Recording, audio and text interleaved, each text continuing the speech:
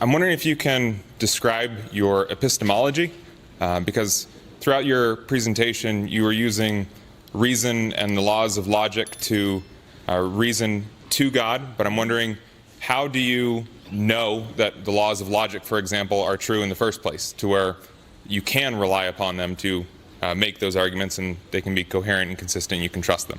Okay, good question. The reason we know the laws of logic are reliable is because they're self-evidently reliable. You can't think a thought without them. Like if I were to stand up here and say, the reason that I believe the laws of logic are so, well, let me think about this another way.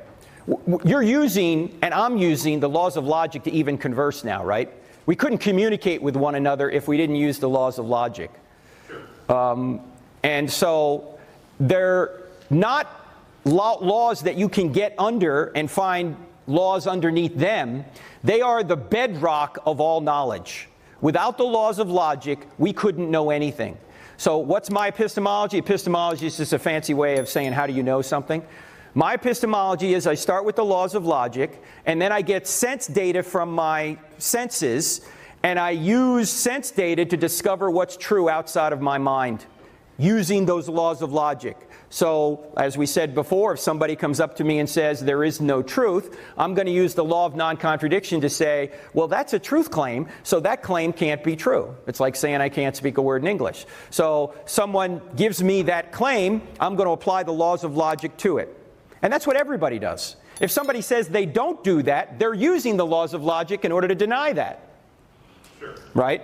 As a believer in the Bible, is there a reason why you wouldn't start with the Bible as the basis and the source for the laws of logic? For example, law of identity. You know, A equals A. God says, I am that I am. Therefore, he has revealed himself as the law of identity. There is no lie in truth. So therefore, law of non-contradiction. If you're not with me, you're against me. There is no middle ground. Right, so, but in order to know what the Bible is saying, you need the laws of logic to know what the Bible is saying. Doesn't the Bible itself reveal the laws of logic? How do you? The Bible uses the law of logic just like every text does, but you and I couldn't understand the Bible without the laws of logic to begin with. In theology, this is called prolegomena, what you do before you do theology. Now, before there was a Bible, did people know things? Depends on how you define knowledge. Did people know the sun rose? Of course they did, right? There was no Bible, right? Long before... Did people know that they were evil? Yeah, they did. In fact, before there was a Bible, God judged the entire generation of Noah, right?